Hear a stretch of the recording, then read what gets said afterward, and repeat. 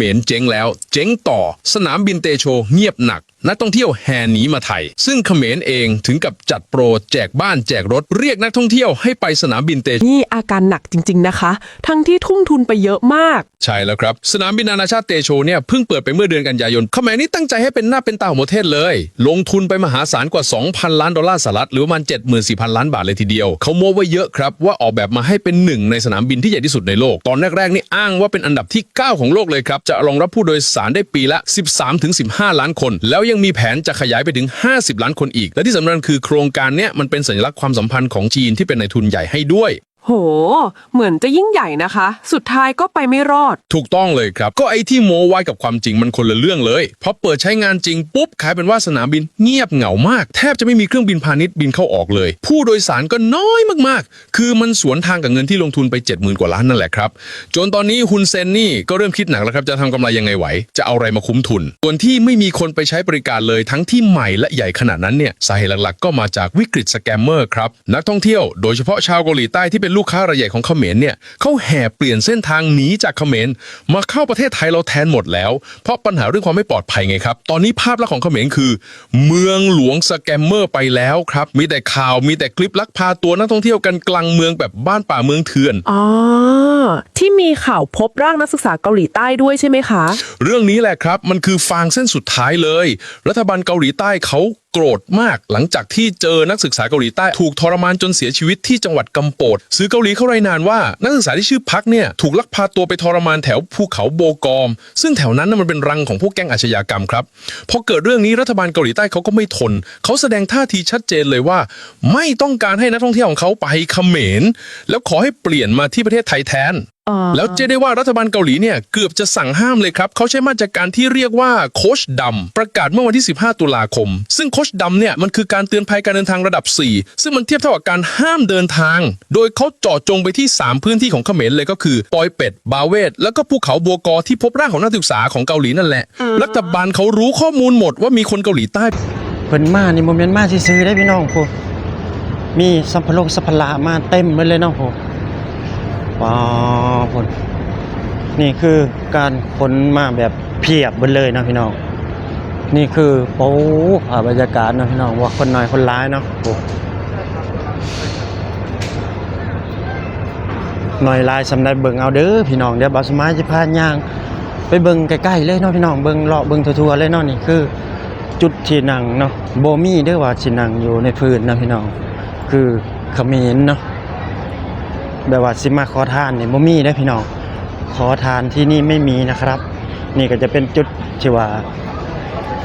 ซักแบตนะพี่น้องเนาะนี่ซักแบตฟรีบริการฟรีพี่น้องเอ้ยนี่ว้าวโทษพี่น้องคนเบิ่งเอาโหโทเดี๋ยวบ่าวสมัยสิพาย่างทั่วให้เบิ่งเลยพี่น้องมื้อนี้เนาะว่าหน่อยลายสำได้นี่มีทุกโซนนะพี่น้องทุกโซนคนก็หลายเนาะนี่ชาวต่างชาตินะพี่น้องมาเพียบนี่แหละครับประเทศไทยเนาะนี่มาเบิ่งนี่พุ่นโอ้โห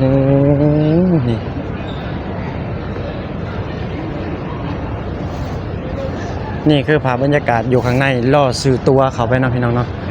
เขาจะมาเรียงเข้าแถวเรียงคิวกันเป็น2นะพี่น้องเขาชื่อตัวเนาะไปหันไปนี่เนาะ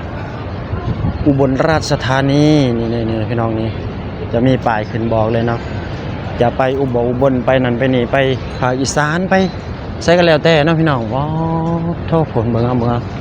โมเมนต์สิมาซื้อเด้อพี่น้องเอ้ยนี่มีกระปุงกระเป๋าเนาะพี่น้องสัพพละมาโมเมนต์ว่าสิมาอยู่ดำมือได้พี่น้องมาอยู่นี่คืออาศัยมาอยู่เป็นเดือนเป็นอาทิตย์เลยได้นี่ผม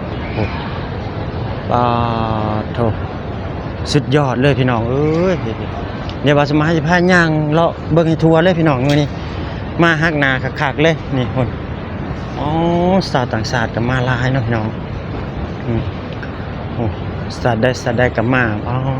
เถอะคนมีถูกชอกถูกมุมนะพี่น้อง โอ้โหฝนเดี๋ยวนี้ก็มีเด้อพี่น้องเอ้ยผมตอนนี้ก็นั่งพักผ่อนกันเนาะพี่น้องอ๋อสัมภาระแต่ละที่แต่ละอันนี่โมเมนต์น้อยๆเนาะพี่น้องนี่คือจุดที่ลงมาจากรถไฟและลงมาล่อสลออยู่นี่เนาะพี่น้องป๊าดเถอะคือก็ไปซื้อตั๋วอยู่หั่นเนาะพี่น้องผมเพิ่นจะไปซื้อตั๋วอยู่หั่นเนาะและนี่คือสัมภาระที่ชาติต่างชาติขนมาเนาะพี่น้องป๊าดพวกอาศัยมาอยู่ประเทศไทยนี่โมเมนต์สิมาอยู่ซื่อๆได้พี่น้องมาหวังว่าอยู่เป็นเดือนเป็นปีเลยได้นี่พี่น้องเอ้ยนี่ผมป๊าดโทษผมสนามบินเตโชอายบ่คนป๊าดโทษนี่พี่น้องโอ้โหนี่คือชาวต่างชาติเนาะพี่น้องโมเมนต์คนไทยเนาะชาวต่างชาติเป็นพวกเวียดพวกจีนเนาะพี่น้องเนาะคนจีนเนาะนี่เป็นคนจีนทั้งนั้นเลยนี่พี่น้องป๊าดโทษนี่คือชาวจีนที่หลั่งไหลกันเขามาเที่ยวประเทศไทยเนาะพี่น้องเนาะนี่คือสุดยอดเลยประเทศไทยเป็นยังประเทศไทยคือรับตั้งแต่ชาวต่างชาติแต่บ่รับเขมรเขามาในประเทศไทยเนาะนี่แหละครับโอ้ยอลังการงานช้างเลยพี่น้องเอ้ยผมชาวต่างชาติเข้ามาประเทศไทยบ่ให้ประเทศไทยรวยสิไปไสเนาะพี่น้องเนาะนี่คือจุดหนึ่งเนาะพี่น้องนี่คือเป็นแค่จุดหนึ่งเนาะที่เพิ่นมาถือว่ามาเป็นทัวร์มาเลยก็ว่าได้เนาะพี่น้องเนาะมาเป็นทัวร์เลยอาศัยมาเที่ยวประเทศไทยนี่มีแต่บ่องท่องเที่ยวเด้อพี่น้องมีแต่แหล่งท่องเที่ยวเนาะชาวต่างชาติถึงชอบถึงมากเป็นไดสนามบินเตโชอยู่ได้บ่เนาะอยู่ได้ไหมนะครับอยู่ได้ไหมเหมือนประเทศไทยไหมนะประเทศไทยเนี่ยเขาสร้างแบบให้ชาวต่างชาตินี่ได้เข้ามาเที่ยวประเทศไทยสนุก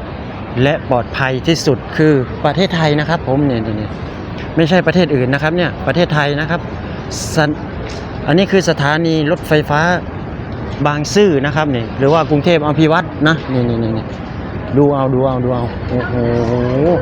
สุดยอดเลยครับผมเนี่ยนี่แหละครับ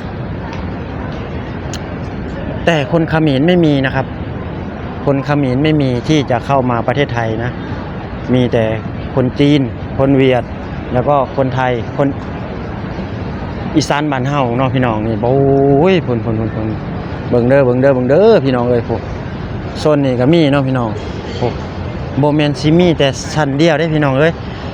ขึ้นไปอีก2ชั้น3ชั้นพุ่นเด้พี่น้องนี่มีบันไดเลื่อนขึ้นมีทางขึ้นหลายๆเส้นทางเนาะพี่น้องพวกทางนั้นก็มีได้พี่น้องเอ้ยพุ่นทางพุ่นก็มีเนาะแต่ว่าบ่สามารถสิถ่ายเอาแต่ทางโซนนี่ให้เบิ่งก่อนเนาะนี่เนาะ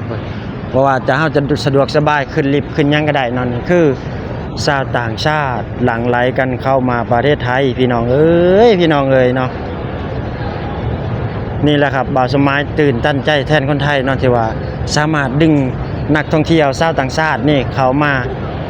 เที่ยวประเทศไทยเนาะคือประเทศไทยคือประเทศที่รักสงบและอยู่อย่างปลอดภัยเนาะพี่น้องเนาะถ้าผู้ใดอยากปลอดภัยก็มาเที่ยวประเทศไทยเด้อพี่น้องเนาะบ่ว่าชาติต่างชาติใดก็แล้วแต่เนาะยกเว้นชาติเขมรเนาะพี่น้องเนาะเขมรนี่คือเพิ่นบ่ให้เข้ามาประเทศไทยแล้วแต่มีแต่ชาวต่างชาติอื่นเนาะเข้ามาเนาะนี่แหละครับคลิปนี้ก็จะพาคลิปไว้เพียงสำนี้เนาะพี่น้องเนาะฝากพี่น้องกดไลค์กดแชร์กดติดตามให้บ่าวสมานเนี่ยเด้อครับเพื่อเป็นกำลังใจเนาะพี่น้องเนาะได้เฮ็ดคลิปต่อๆไปเนาะพี่น้องเนาะบ่ว่าพี่น้องฝั่งไทยฝั่งลาวอยู่ไสก็แล้วแต่เนาะขอบคุณที่เข้ามาติดตามและรับชมคลิปของบ่าวสมานเด้อครับคลิปนี้ก็สิจบคลิปไว้เพียงสำนี้เนาะพี่น้องขอกล่าวคำว่าสบายดีและสวัสดีครับผม